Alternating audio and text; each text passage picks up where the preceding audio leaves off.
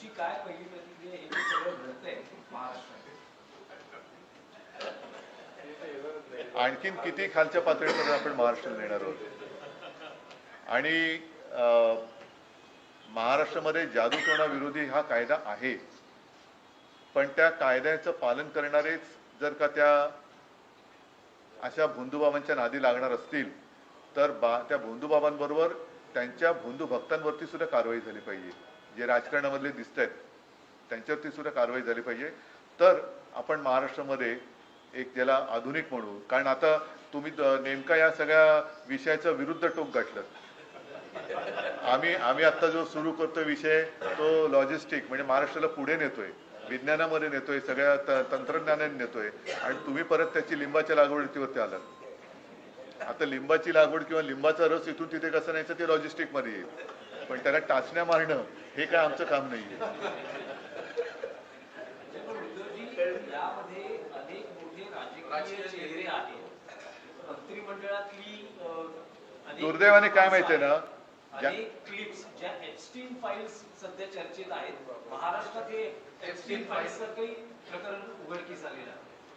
आता या एप्स्टीन फाईल्सवरनं कोणाचं लक्ष उडू नये किंवा उडावं म्हणून आणखीन काहीतरी या महाराष्ट्रात नवीन विषय सुरू होता कामा नये. आता मला असं वाटतं की जो महाराष्ट्र आपण पुढे नेऊ इच्छितोय त्याच्यामध्ये मी वारंवार उल्लेख करेन की जादूटोणा विरोधी कायदा आपल्या महाराष्ट्रामध्ये आहे, तर त्याचं पालन हे अत्यंत कठोरतेने जर का झालं. आणि महत्त्वाचा मुद्दा जो तुम्ही उल्लेख केला की अनेक राजकीय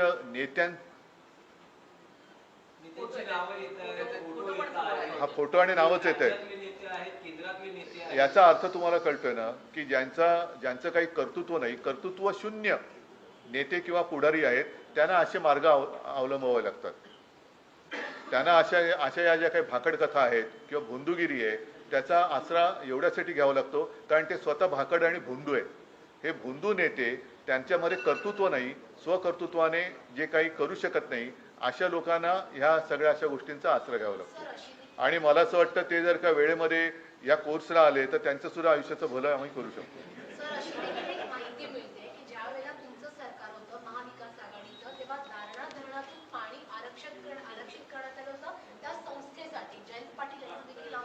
तुम्ही त्याची सगळ्याची चौकशी करा ना, माझं काही म्हणणं नाहीये, कारण पाणी कुठपर्यंत मुरले ते कळू द्या.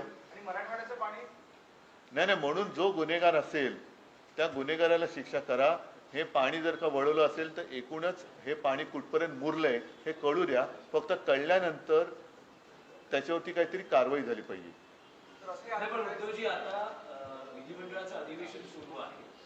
विरोधी पक्षाच्या आमदारांना तुम्ही काही सांगणार असला तर एकूण जर गेल्या 3 आठवड्यातला कारभार बघितला, जे काही कामकाज बघितलं, विरोधी पक्ष, कारण आता विरोधी पक्षाच्या हातात मोठा मुद्दा सापडला नाही. मुद्दा मोठा आहेच, पण तो मुद्दा सत्ताधारी आमदारांच्या बरोबर संबंधित आहे. त्याच्यामुळे विरोधी पक्षांनी जसं आता आमचे अनिल परब आहेत, आणखीन अंबादास दानवे बसलेले आहेत, आणखीन सगळे आमदार आहेत, सुनील आहेत, विलास पोतनीस होते, या सर्वांनी वेळोवेळी अगदी पुराव्यानिशी काही प्रकरणं बाहेर काढलीच ना.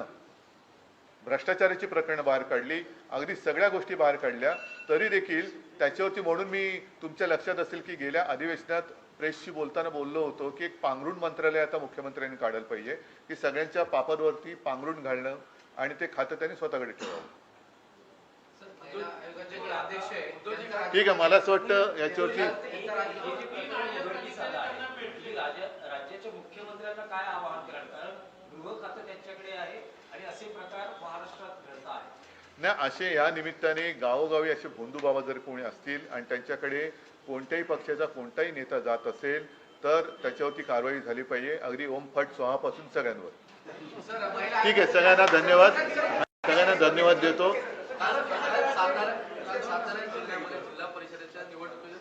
मंत्र्यांमध्ये सत्ताधारी मंत्र्यांमध्ये मारामारी झाली, कशा प्रकारे आरोप लावलाय की पोलिसांनी देसाईच्या कॅबिनेट मंत्री सुद्धा शंभूराज देसाईंना पोलिसांनी जे आहे त्यांना खेचून बाहेर काढलं.